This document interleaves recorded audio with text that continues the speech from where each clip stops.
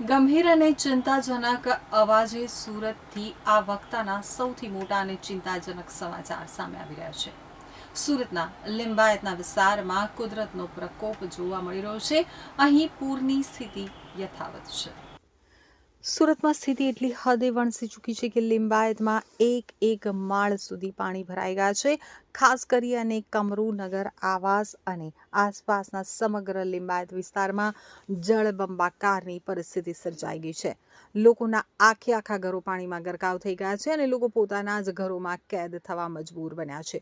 આ મુશ્કેલ સમયમાં મનપાની ટીમ અને ફાયર બ્રિગેડ એક્શનમાં છે. પાણીમાં ફસાયેલા માસૂમ બાળકો, મહિલાઓ અને વડીલોને બચાવવા માટે યુદ્ધના ધોરણે રેસ્ક્યુ ઓપરેશન ચલાવવામાં આવી રહ્યું છે.